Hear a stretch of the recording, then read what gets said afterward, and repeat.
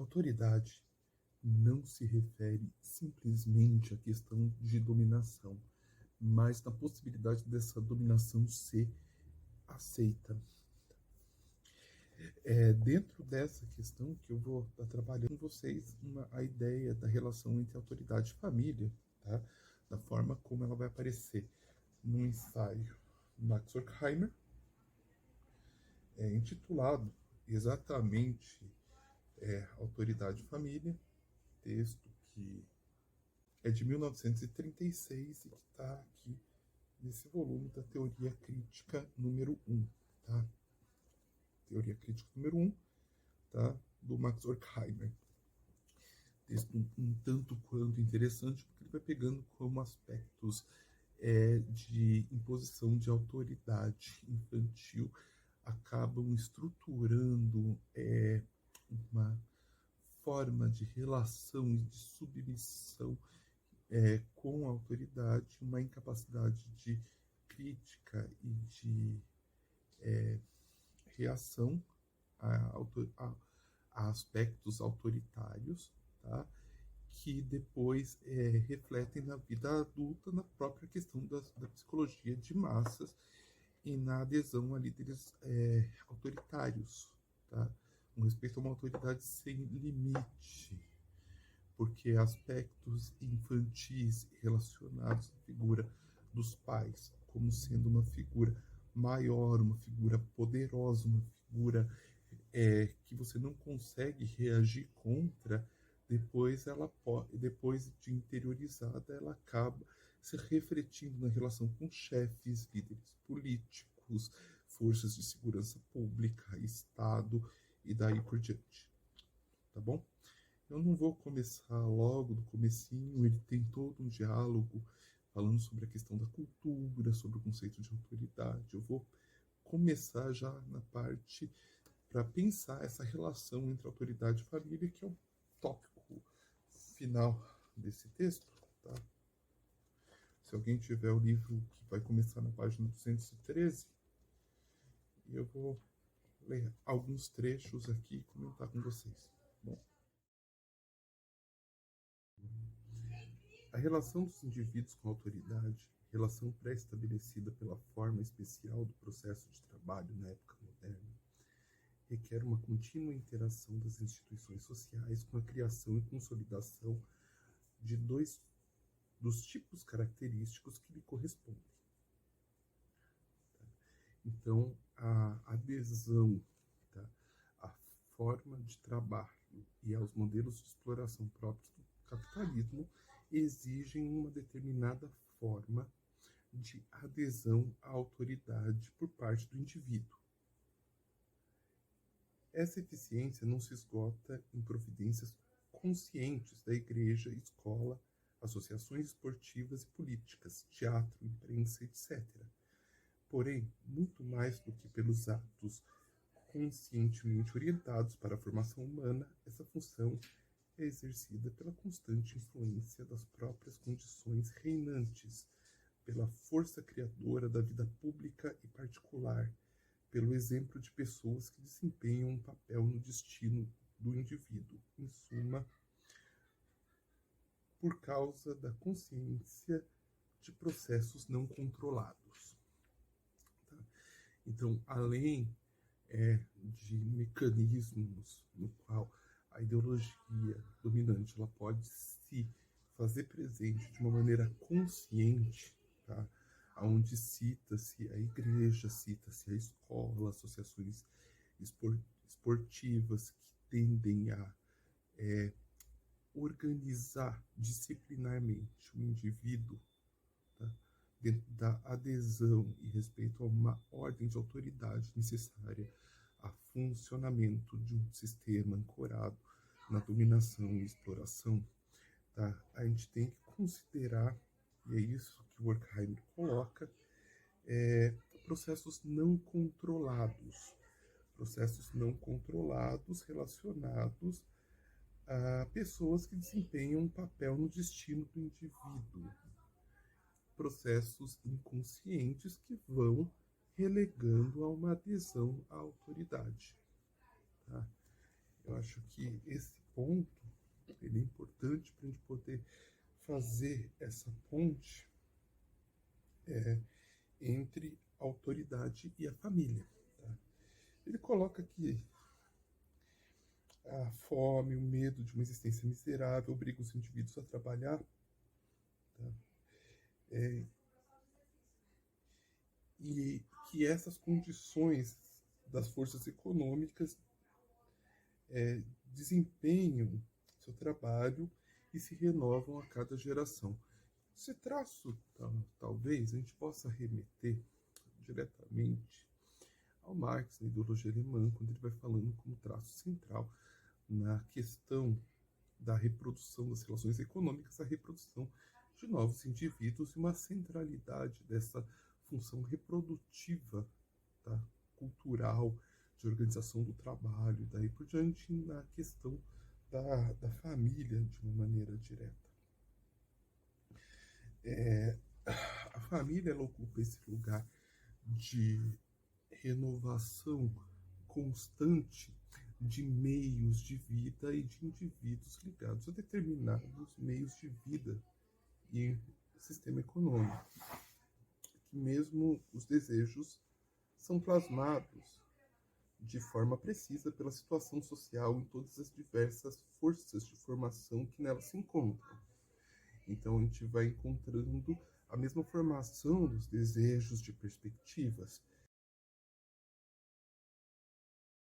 Entre as circunstâncias que influenciam de modo decisivo a formação psíquica da maior parte de todos os indivíduos, tanto pelos mecanismos conscientes quanto pelos inconscientes, a família tem uma importância predominante. O que ocorre nela plasma a criança desde sua mais tenra idade e desempenha um papel decisivo no despertar de suas faculdades. Assim como a realidade se reflete no meio desse círculo, a criança que cresce dentro dele sofre sua influência. A família cuida como uma das componentes educativas mais importantes da reprodução dos caracteres humanos, tal como os exige a vida social. E lhes empresta, em grande parte, a aptidão imprescindível para o comportamento especificamente autoritário, do qual depende amplamente a sobrevivência da ordem burguesa. Tá? Então, um dos papéis centrais na formação psíquica do indivíduo, na adesão ao princípio de autoridade dentro de uma estrutura de dominação, já que a família é um dos principais centros de reprodução social, a família burguesa é um dos principais centros da reprodução da própria ordem burguesa, tá? Onde aspectos relacionados à subordinação à autoridade e a uma sociedade autoritária fundada na dominação com ênfase numa exploração mesmo, são aspectos que vão sendo passados de uma maneira transgeracional. A gente vai entender mais para frente por que isso tem um peso até maior, tá, do que formações ideológicas mais conscientes aplicadas a posteriori, seja na educação formal, seja em relação a círculos que se formam, como a questão da influência da igreja, a influência do treinamento do trabalho e daí por diante. Tá? Que a gente pode pensar que uma mentalidade operária ela já está formada na cabeça do filho do operário antes de adentrar o próprio processo produtivo. E a limitação, a ideia de possibilidade, o próprio desejo que vai se desenvolver vai se relacionar diretamente a isso. O Durkheim ele tem questões interessantes para pensar sobre esse princípio de reprodução da ordem em cima da questão da função paterna. Tá? Então, na página 215, que ele coloca: o pai, sendo mais forte de fato, o é também de júri. A criança não deve apenas levar em conta essa superioridade, mas deve ao mesmo tempo respeitá-la ao levá-la em conta. Nessa situação familiar que é decisiva para o desenvolvimento da criança, já é antecipada em ampla escala a estrutura de autoridade da realidade fora da família. As diferenças existentes nas condições de vida que o indivíduo encontra no mundo têm de ser simplesmente aceitas. Ele deve fazer seu caminho sobre essa hipótese e não mexer nisso. Conhecer fatos significa reconhecê-los. Diferenças impostas pela natureza são desejadas por Deus, e na sociedade burguesa, a riqueza e a pobreza aparecem também como fatos naturais. A criança, ao respeitar a força paterna, na força paterna uma relação moral, e assim aprender a amar no seu coração aquilo que ela, com sua inteligência, constata como existente, aprende a primeira lição na relação burguesa de autoridade. Tá?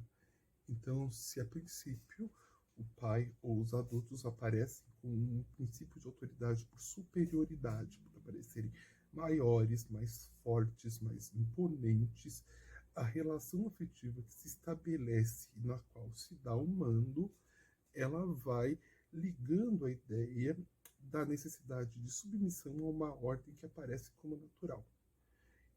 Como na sociedade burguesa a riqueza e a pobreza aparecem como uma ordem natural, o que eu tenho aqui é uma fusão de uma constatação e uma naturalização da mesma relação. Tá? Seguindo. O pai tem direito moral à submissão ao seu poder, não porque ele se mostre digno, mas ele se mostra digno porque é mais forte. No início da ordem burguesa, o poder pátrio era sem dúvida uma condição inevitável do progresso.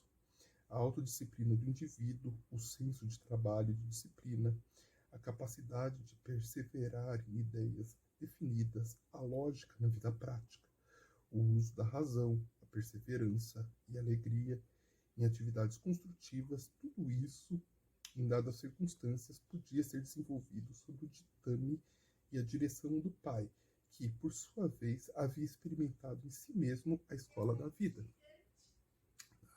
O pai ele vai aparecendo como princípio de autoridade, não simplesmente somente pela imposição do tamanho, da força física, mas porque ele vai aparecendo como aquele que trilhou o caminho. E aquele que trilhou o caminho é aquele que está apto para guiar. Tá?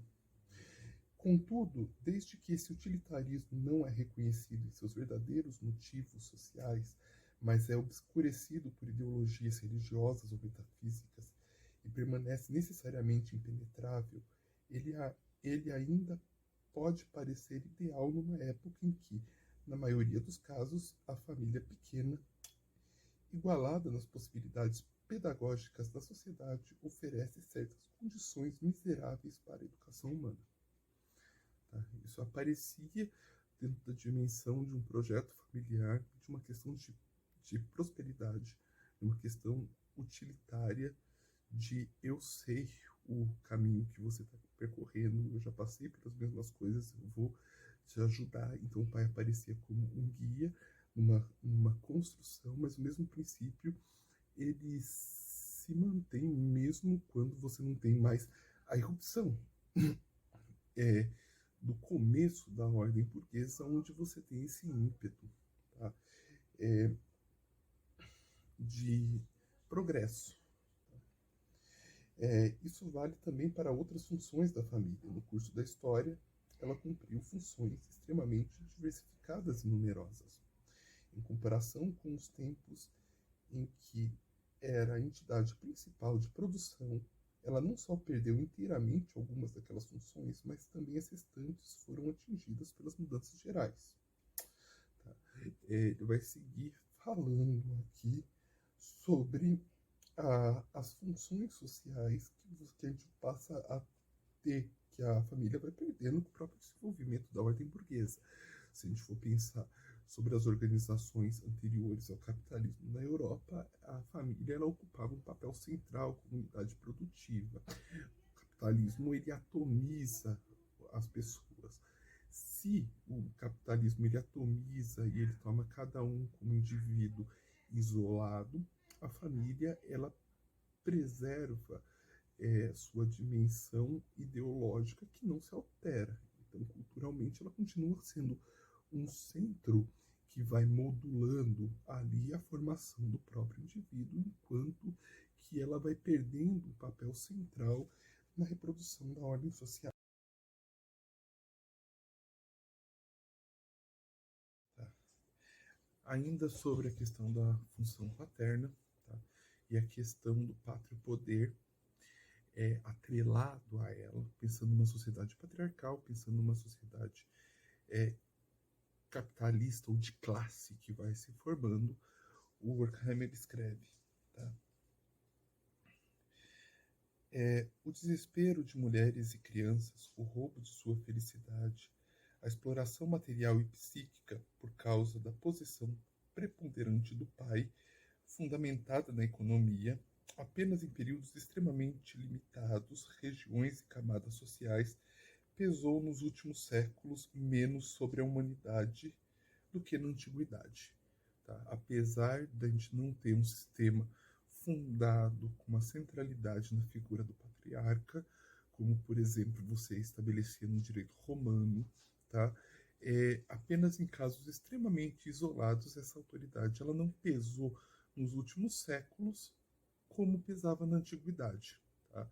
Então a gente percebe que determinada forma econômica ela não necessita mais de determinada estrutura, mas ela continua existindo, ela continua operando. Tá? O mundo espiritual no qual a criança, devido sua dependência, se engrena, bem como a fantasia que com que ela anima o real, seus sonhos e desejos, suas imaginações e juízos são dominados pelo pensamento no poder dos homens sobre os homens, do em cima e do embaixo, do mandar e do obedecer. A criança estrutura a mente dela dentro de estruturas hierárquicas de dominação. Tá? Esse esquema é uma das formas do entendimento desta época, uma função transcendental. A necessidade de uma hierarquia e divisão da humanidade baseada em princípios naturais, fortuitos e irracionais se torna tão familiar e automática para a criança que ela também pode experimentar apenas sobre este aspecto o mundo e o universo, mesmo o além. Cada nova impressão já é pré-formada por ele. As ideologias de realização e mérito, harmonia e justiça têm seu lugar nessa concepção do universo, pois a contradição não penetra na consciência pela objetivação das diferenças sociais. Tá? A gente tem uma estruturação mental, na verdade, da subjetividade que vai se agregando a essa ideia de uma diferença tomada como natural e uma ordem hierárquica entre elas. É nisso que Horkheimer descreveu aqui atrás como uma função transcendental. Transcendental porque como um protótipo estruturante, tá? Pensando, por exemplo, a questão da metafísica transcendental, como que ela aparece, por exemplo, no Kant. Tá? Então, voltando um pouquinho antes de onde eu tinha parado de ler, tá? Isso aí vai formando uma forma pré-formatada, no qual vão se inscrevendo ideologias como um pré-discurso que vai circulando socialmente, uma ideologia que vai estar ligada à própria reprodução desse mundo como ele existe. Tá? Nesse sentido que ele vai citar aqui a realização do mérito, então a meritocracia, tá? A necessidade de harmonia e justiça, mesmo mantendo fundamentos de desigualdades, tá? Elas vão se dando nessa concepção de universo, pois a contradição não penetra na consciência pela objetivação das diferenças sociais. Então, as contradições sociais, elas não derivam diretamente da própria é observação do próprio agir, do próprio empírico imediato, que vai constituindo a nossa forma de processo de subjetivação. Tá? As relações de propriedade, de acordo com a estrutura, passam por fixas e eternas, como objetos de atividade social e mudança. Elas não se manifestam, portanto, não podem causar qualquer prejuízo à aparente funcionalidade da estrutura social. No entanto, o caráter autoritário desenvolvido pela criança burguesa, devido a estas contradições frente ao antigo, conforme sua posição específica de classe e seu destino individual, manifesta um traço mais ou menos interesseiro, obsequioso, moralizador, ou seja, racionalizador. Submete-se aos desejos do pai porque este tem dinheiro e é a única coisa racional, totalmente independente de qualquer ideia sobre suas qualidades humanas. Em todo caso, esses pensamentos se mostram infrutíferos, pelo menos nos períodos mais recentes deste sistema.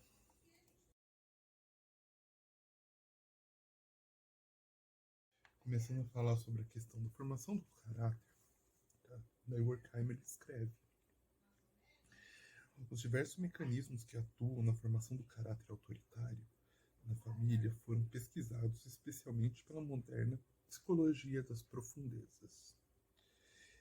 Ela demonstrou como, de um lado, a falta de iniciativa, o profundo sentimento de inferioridade da maioria dos homens, a concepção de toda a vida psíquica em torno de conceitos de ordem e subordinação, e de outro lado também as realizações culturais dos homens são determinados pelas relações da criança com os pais, os seus representantes e com os irmãos.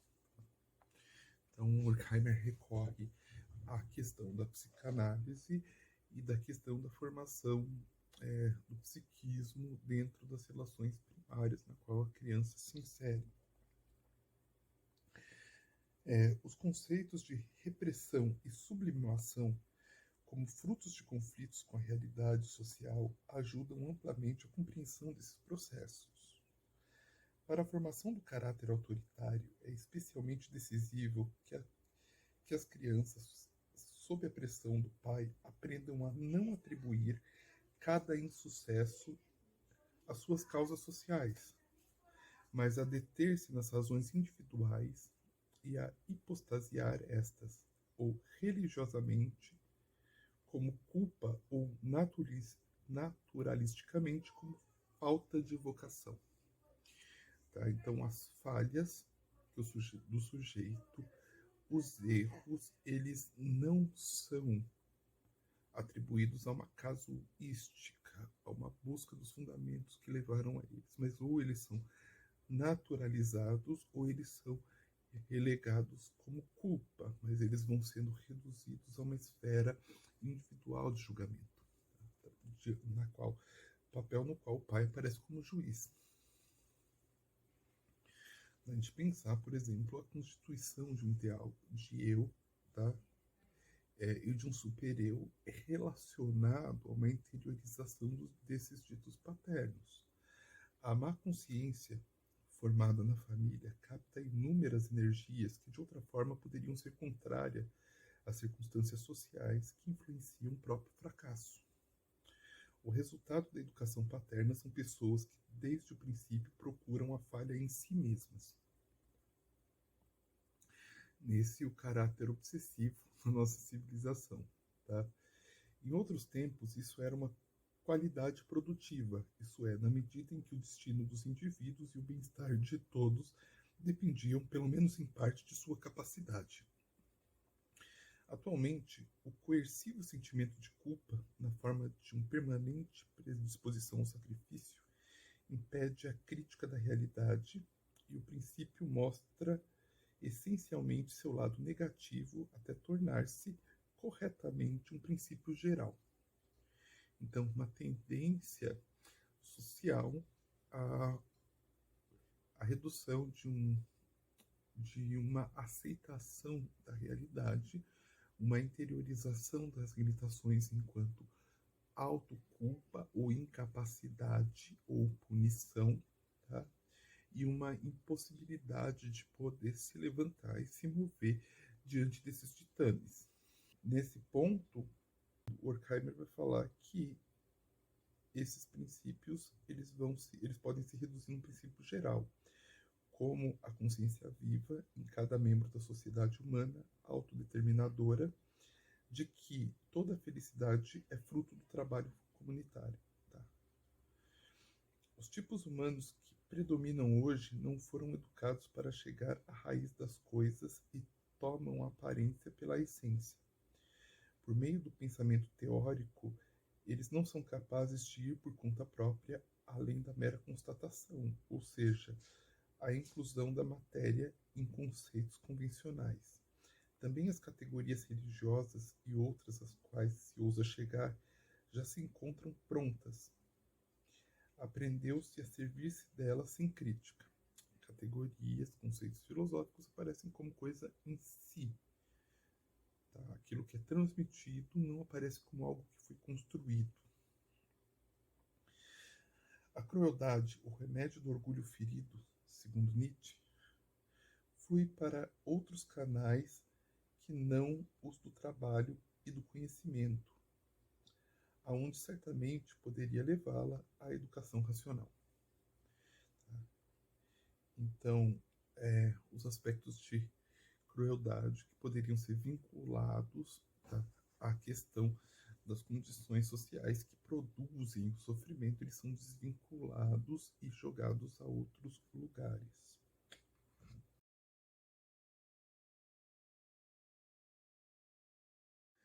Para finalizar, tá? A estrutura de autoridade de uma dada família pode ser forte o bastante para que o pai mantenha seu papel, mesmo que tenha desaparecido a base material para isso.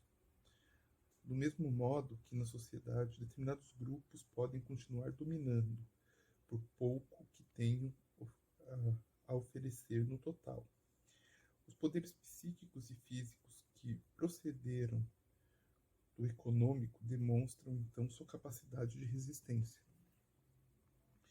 De fato, eles resultam originalmente na base material da sociedade, da posição dos homens nesse regime de produção, mas as consequências dessa dependência geral ainda podem, em caso isolado, ser atuantes no momento em que o pai já tenha perdido há tempos a posição, seja porque ele conseguiu infiltrar tão profundamente seu poder na alma dos seus, quando ainda era de fato provedor, seja que a convicção geral e firmemente arraigada do papel de pai faz a sua parte para ajudar mulher e filho. A dependência não é mecânica, mas atua pela totalidade das circunstâncias, por um mútuo relacionamento de tensões e contradições. O andamento e as inúmeras formas pelas quais o fator econômico se torna efetivo nos diversos tipos de família são sumariamente diferentes. Os fatores que lhe opõem constituem um tema principal das pesquisas em curso. De fato, os poderes culturais interminentes determinam a maneira como a regra se impõe nos casos específicos, quais os obstáculos que lhes opõem. Eles não diminuem seu efeito histórico geral.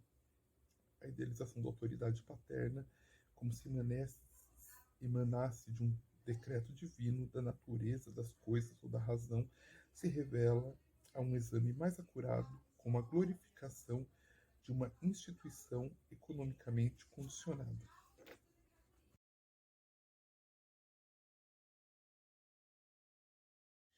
Em suma, tá? Porque eu estou querendo finalizar isso, tá? E para mais coisas eu falo para procurar esse textinho, tá? Retomando aqui, ó, Teoria Crítica, volume 1, Marcos Horkheimer, tá? O último texto, Autoridade e Família, eu estava lendo a última parte. Para finalizar, a função paterna, ela existe mesmo na ausência do pai e ela persiste mesmo enquanto ele deixa de ser um eixo de estruturação econômica, tá?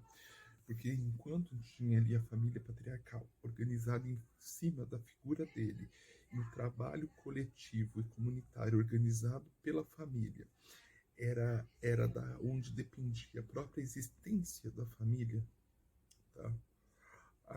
Havia um papel econômico condicionado ligado ao poder dessa figura. O poder dessa figura ele continua culturalmente mesmo é, quando a própria base social ela é desagregadora, como o caso do capitalismo, tá? Ao mesmo tempo que a emanação de um princípio de autoridade, de uns mandam, outros obedecem, que aparece como pressuposto da própria educação infantil e que se torna forte por conta da relação de que aquele que manda é aquele que me cuida, então, portanto, é aquele que eu amo. E é esse o eixo. Ele persiste mesmo na ausência do pai de uma maneira interiorizada, na qual a culpa do indivíduo é interiorizada como culpa, tá? A culpa é interiorizada como culpa do indivíduo. As limitações sociais, as dificuldades, as impossibilidades aparecem como culpa pessoal, no sentido de autopunição, e a figura paterna ela passa a ser, dentro desse indivíduo que se vê como fraco, como frágil, como alguém que deve ser cuidado, e cuidado aparece como controle, ele passa a procurar, ao mesmo tempo, a representação dessa imagem paterna dentro de outras figuras, sejam lideranças políticas, sejam professores, sejam figuras de autoridade como um policial e daí por diante, tá? Então, se a gente tem uma sociedade que parte de um culto a figuras que representam autoridade, que podem guiar e daí por diante, a gente encontra uma sociedade que vai se relacionando dentro de um aspecto de complexos infantis não resolvidos e de uma infância que vai se dando dentro de relações muito verticalizadas ainda, tá? Eu sei que existem questões novas que vão sendo colocadas em jogo. Eu sei que a família hoje talvez não seja essa família dos anos 30 que o Horkheimer ele está partindo, tá? Mas que traços ideológicos dessa figura ainda passam a ser buscados, tá? Então eu acho que eu finalizo aqui e, e talvez eu quero puxar a necessidade dessa função de alguém que cuida e que organiza e que manda e que na adesão em massa a busca de figuras autoritárias que vão parecendo como paternais, tá? Porque esse muito mudou na estrutura familiar, principalmente depois ali dos anos 60, 70, e que a gente não pode mais relegar todas as famílias dentro desse lar burguês europeu, com essa figura, com esse casal mononuclear, tá, com seus filhos, e essa autoridade extrema centralizada na figura do pai, que esse pai pode não estar presente em grande parte das famílias, mas ele continua como um ideário social. E ele cumpre essa função deslocando para instituições. Eu acho que isso daí talvez na falta desse pai ele tenha se tornado até mais forte, tá? Depois eu vou tentar revirar aspectos específicos sobre conspiracionismo e eu acho que isso daqui vai poder aparecer talvez de uma maneira mais direta, mas fica para um próximo vídeo.